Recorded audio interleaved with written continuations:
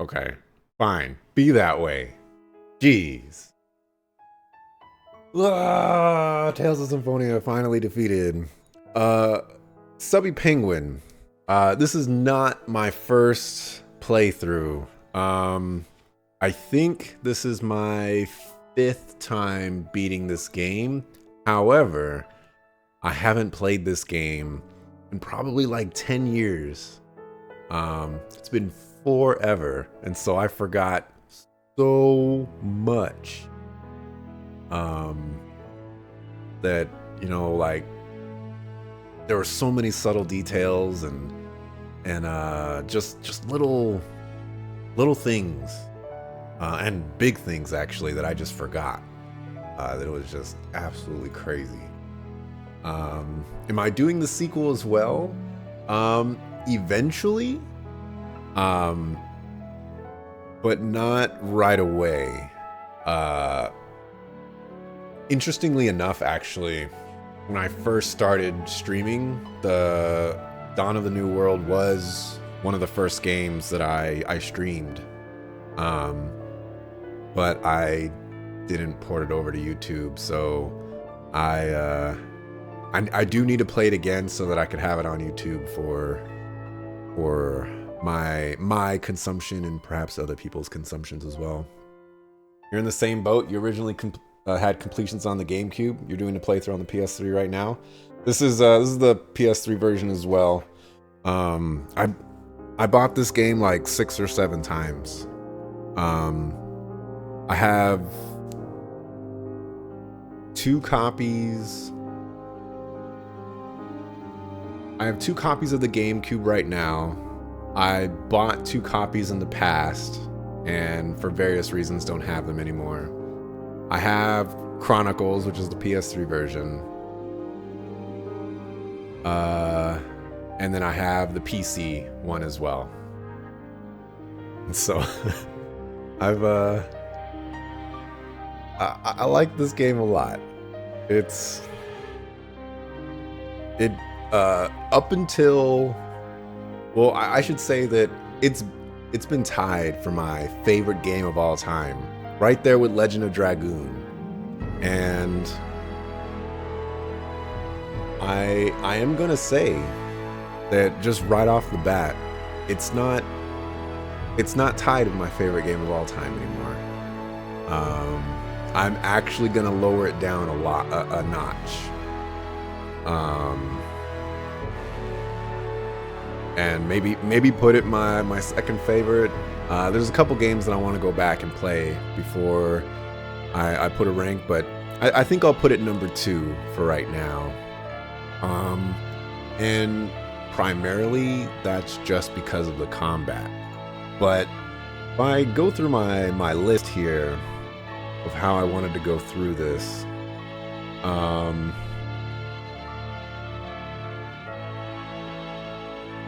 I guess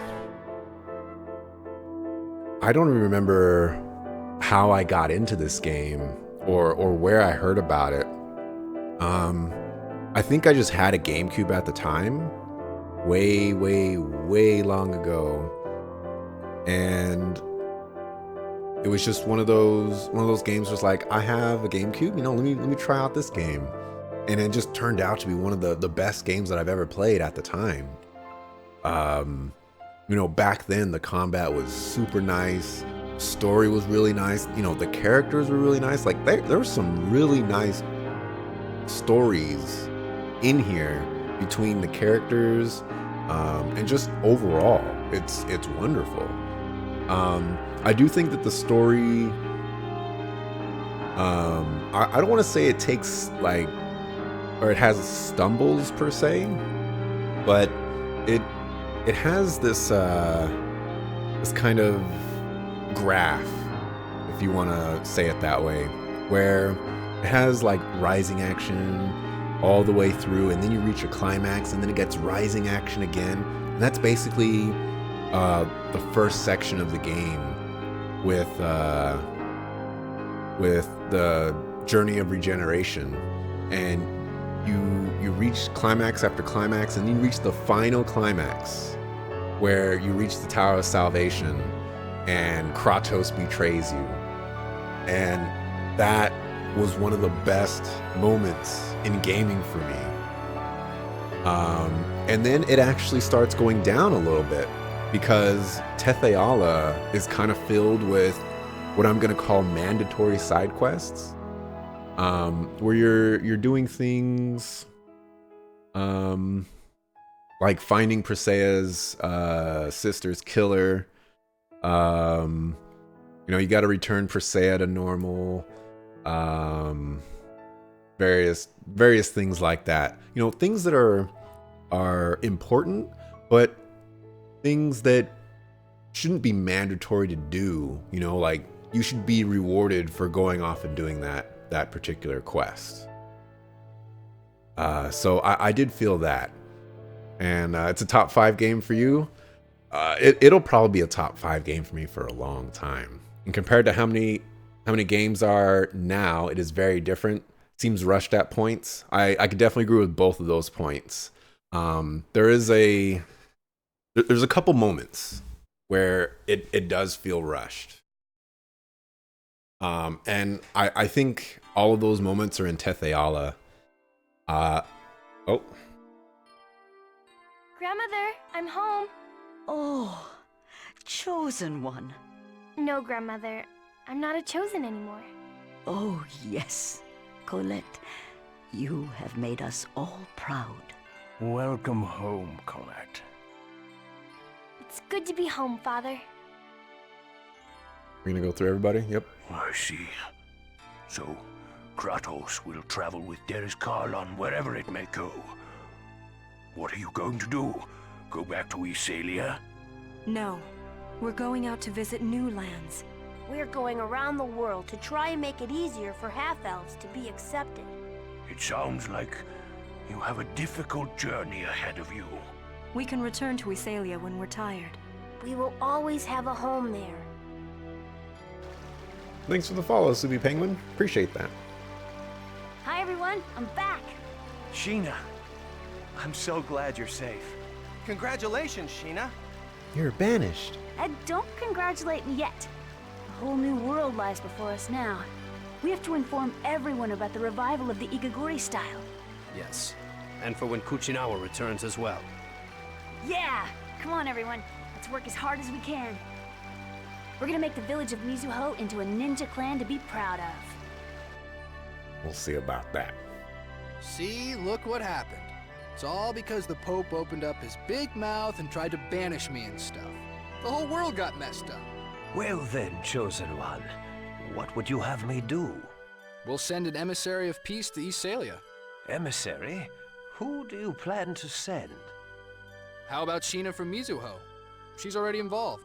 So the emissary of death becomes the emissary of peace. I won't let you say no. Until you do something about the Church of Martel, I still have the rights of the Chosen, remember? Hey, Zelos. Alicia, I'm finally myself again.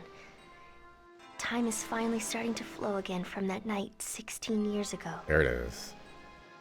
You know what? I'm 28 years old now. Can you believe that? Were you talking with Alicia? Yes. I just got back from overseeing the destruction of part of the mine. Now that that's done, we can rest assured that no new X-spheres will be excavated. That's good to hear. What are your plans now? I'm going to devote the full resources of my company to revitalization projects in order to build a new and better world. I'll help too. I'm sure Alicia and Daddy would have wanted me to. Teamwork. Are you really going to Derris Karlon? If a half-elf of Crucius remains here, the other half-elves will have no place to live. As a surviving member of Crucius, I must bear the responsibility for what has happened. I'm going to collect all the X-spheres remaining in this land. And I will discard all of Crucius's X-spheres into space. I've dragged you into this until the very end. It's okay. It's time for me to go. Please use that sword to send us to Derris Karlon. Goodbye, Dad. Wasn't very exclamation Don't point. die before I do, Lloyd. My son.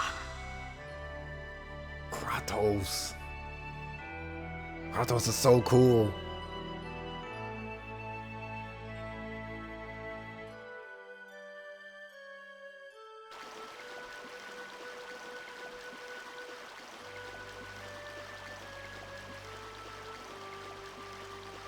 Mom, Dad left. That was okay, wasn't it? For me to let him go? It was okay, right? Lloyd, you wanted to go with him, didn't you? No. I have my own path to follow. And Dad has his. And besides, I have a dad here already. I see. Then I won't say any more.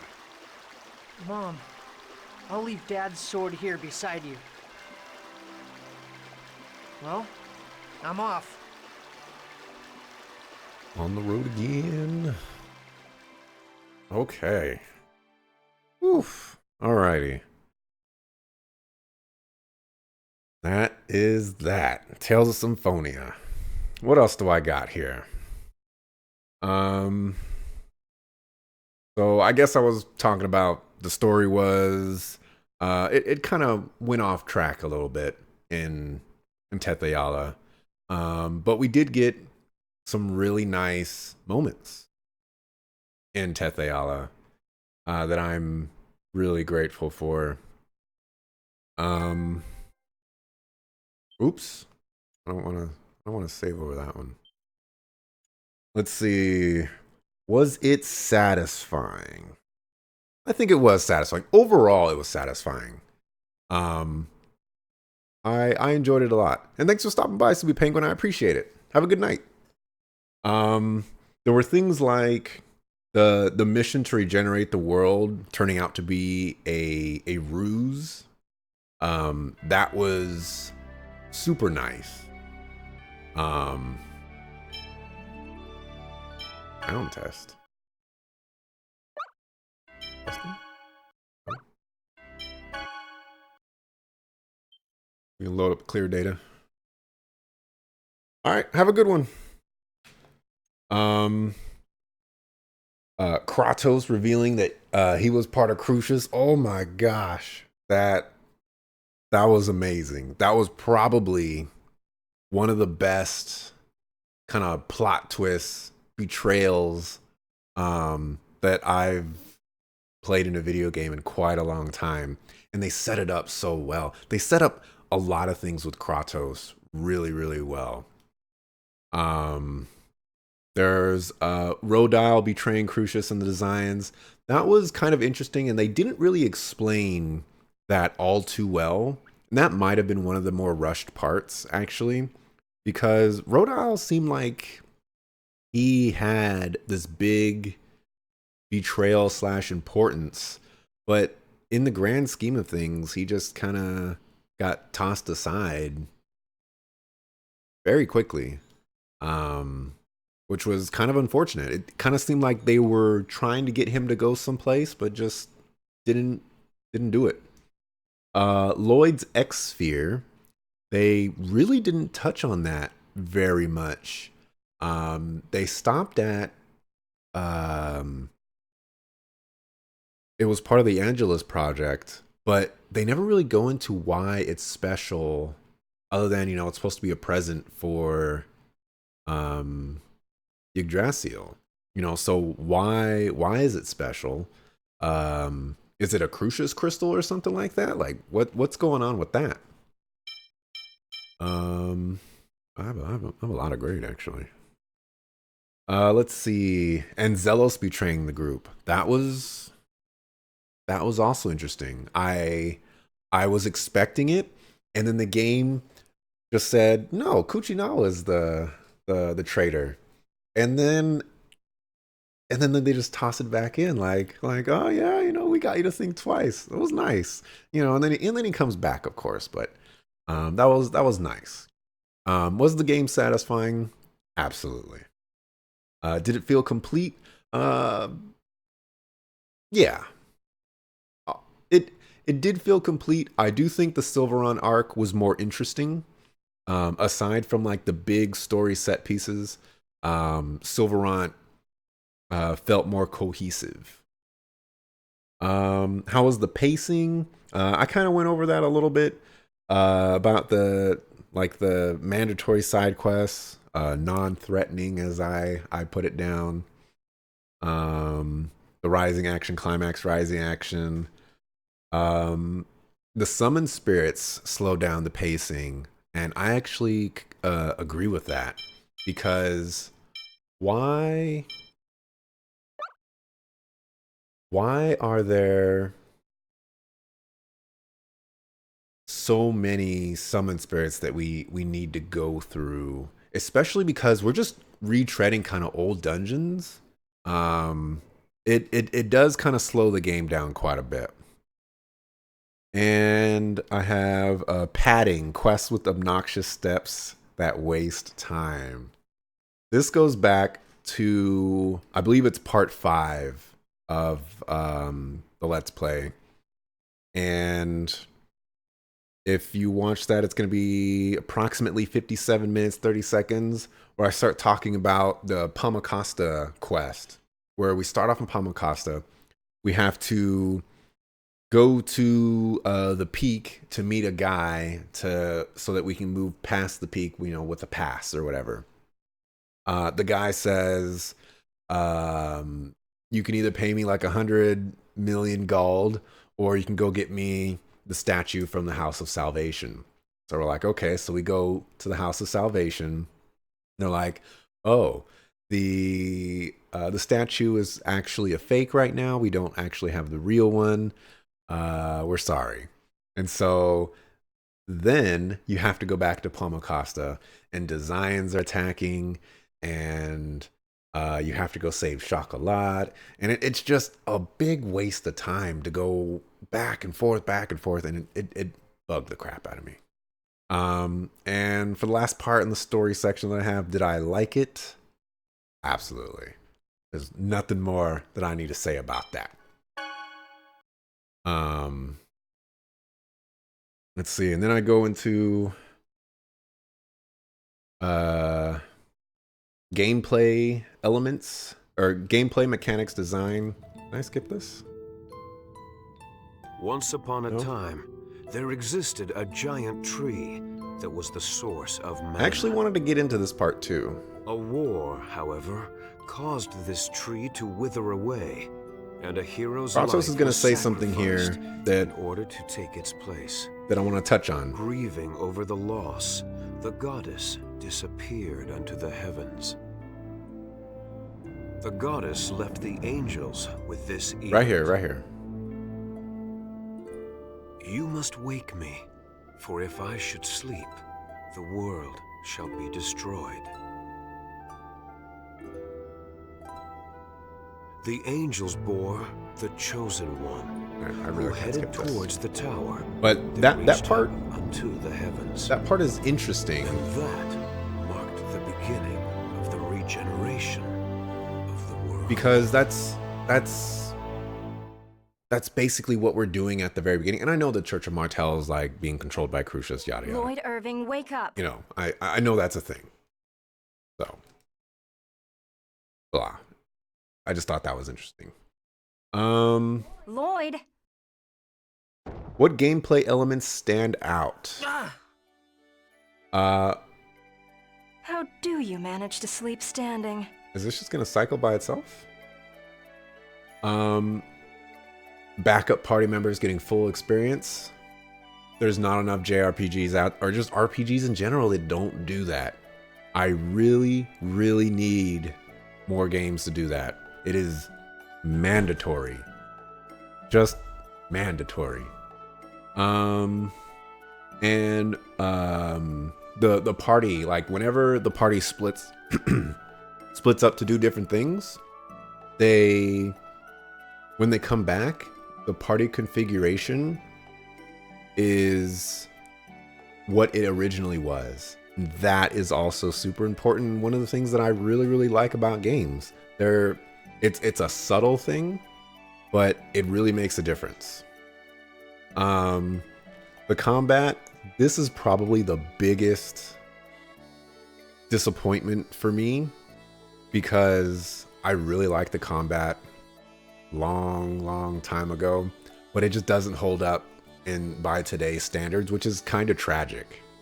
The newer Tales games just iterate so much on Tales of Symphonia's combat that it's really difficult to actually like Tales of Symphonia's combat compared to the other Tales games. You know, it was good for its time, but it's aged considerably. There were some annoying dungeons, like the Tetheala Mine and Volt's dungeon. I don't like those. This game does commit some cardinal sins, some RPG cardinal sins for me, which are things that would frustrate me enough to quit the game or cause me to take a break from the game because of various reasons, yada yada. Like removing key party members without a sufficient replacement. They removed Colette so many times from our party. If I was using Colette, if I liked using Colette, that would be a significant problem for my party setup. You know, it's not really acceptable to be doing that. Forcing the player to use certain party members, such as Colette when we're releasing the seals for the Journey of Regeneration, and Sheena for when we're acquiring the Summon Spirits, and escort missions. Temple of Earth, Temple of Darkness. Get those out of here. Oh, Professor Rain, is class over? Under the miscellaneous, I have sound, such as music. I have a lot of favorite songs on here. I have songs that I have on my video game playlist, such as The Town of Wind and Ruins, which is Asgard, Fatalize, which is one of the boss musics. I have the Mythos song, which we could hear at the final fight. It Can Waver and Fight, which is kind of like a remix of Mythos. Kratos music. I'm gonna play Kratos music actually through this game. I don't actually have. Oh man. All right, well, whatever. And then Sheena's music is actually pretty good as well. For the graphics, I actually don't mind the look of the game by today's standards. I actually think it's perfectly acceptable to make a game that looks like this. Looks totally fine. The animations, there's some I don't want to say work needed there, but they could be better. We'll say that. The world map does some weird things. Throughout this entire playthrough, you've been seeing me point out just like these strange things that you probably might not even understand or even see for that matter. But this game does some fascinating things with their engine, how they render things, and I really appreciate how they go about that. It's super fascinating to me. Replay value, I don't know if this game has any replay value by today's standards. You know, obviously I've played this game like 5 times, but I don't think that this game is worth playing more than once, when there's so many other great Tales games out there that do what Tales of Symphonia does and better. It won't have the same story. If you're going to play this game for the story again, by all means, the story is wonderful. But the gameplay mechanics can hold this game back when compared to other Tales games. And nostalgia. I have a lot of nostalgia about this game. Does it live up to my personal hype? Yes, it does. When it comes to the story, again, the combat, I remember it being much better than it was. and unfortunately, it's considerably worse than I remember it being. I already mentioned it's not tied for my favorite game of all time anymore. I have tentatively knocked it down to 2, but I need to play Golden Sun again to see where that ranks for me. And where does it rank? Yeah, I don't know. For my favorite characters, I've mentioned that Ewan is my favorite character. But there's one thing in this game that it doesn't actually touch on. I'm gonna...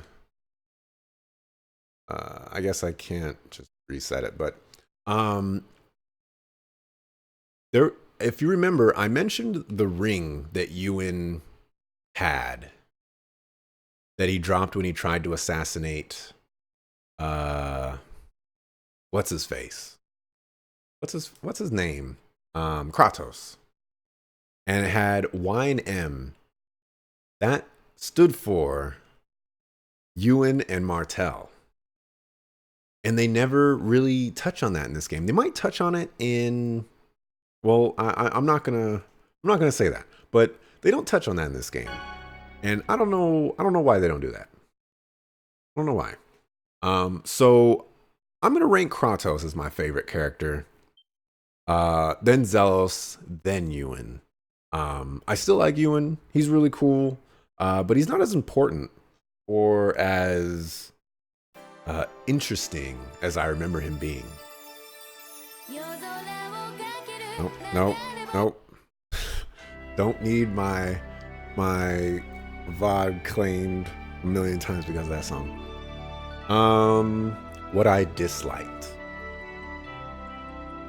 Aside from the combat, I was unsure where to go in certain points. And that actually kind of bugged me quite a bit, because this game does a pretty decent job of giving you a synopsis of what's going on and where you need to go next. There are some portions where you have no idea where to go. You could spend hours trying to find the next spot to go, and there's really no reasonable method to figure out where to go next, I guess. It's just kind of difficult like that. Chocolat, I despise that character.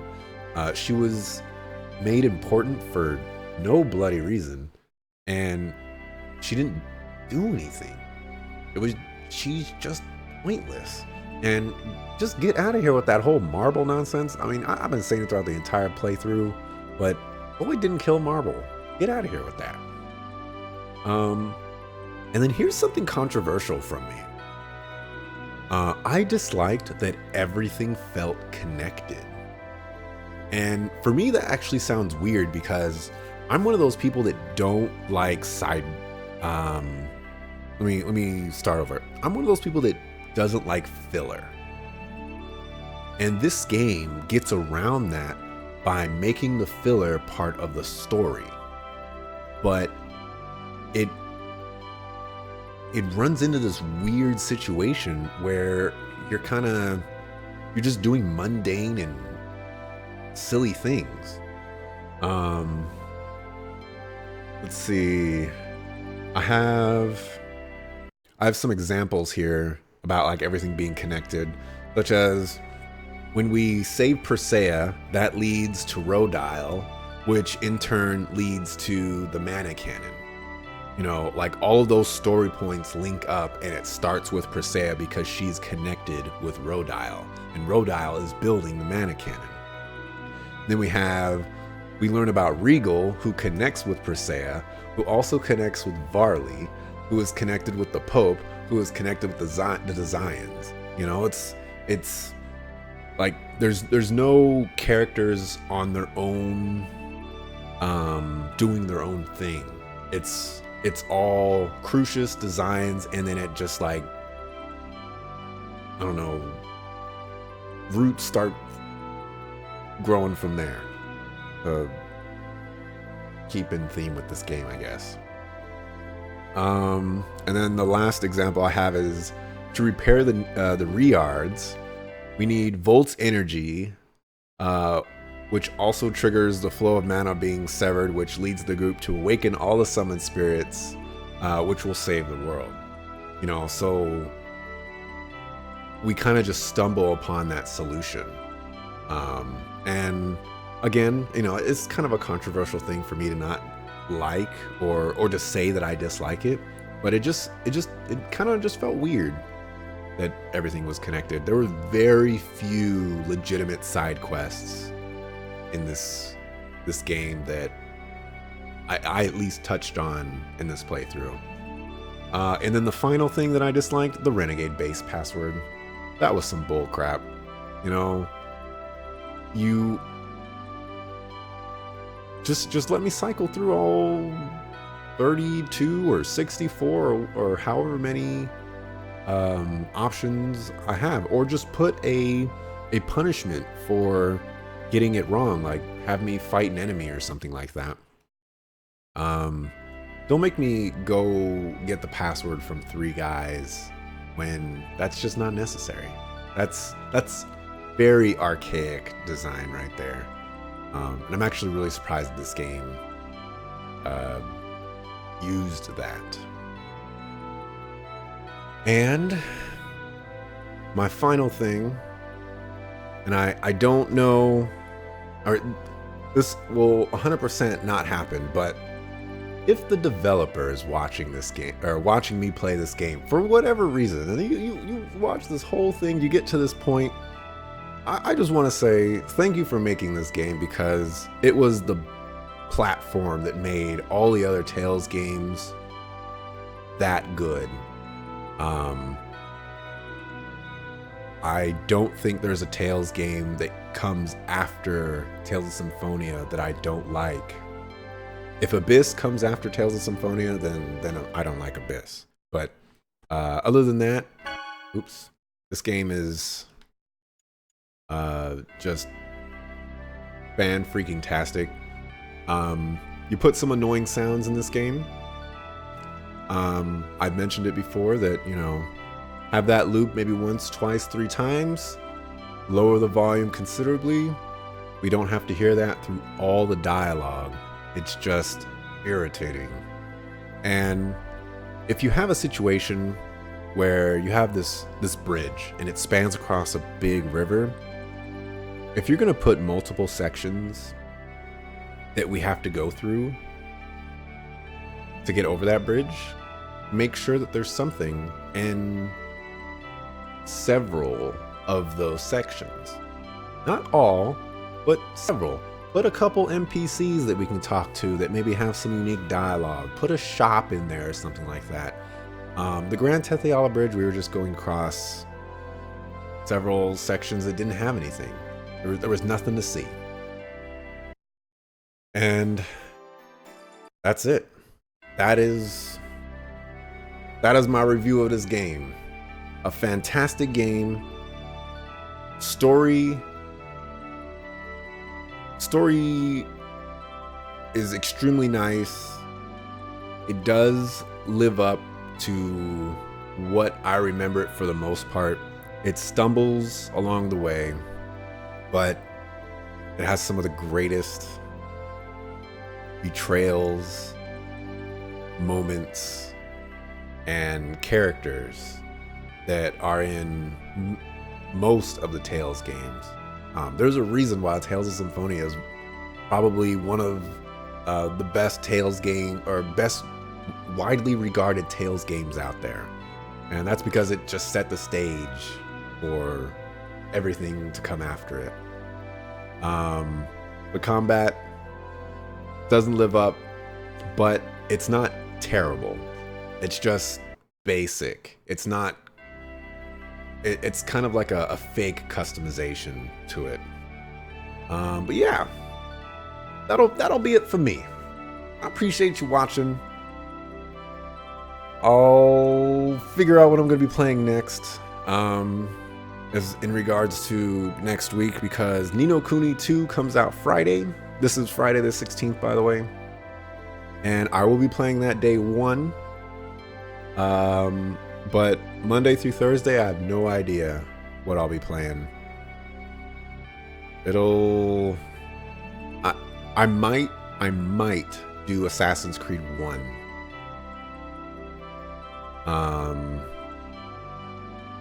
I just don't know if I'll need to check how long that game is. So if it's only like 10 hours long, I could beat that. But I think it's longer than that. But anyways, thanks for watching. Appreciate it. I stream every weekday, Monday through Friday, 6 o'clock p.m. PST. Usually about an hour and a half or so. Sometimes a little bit longer. But I appreciate you watching. Hope to see you Monday. Have a good night. Have a good weekend. Peace.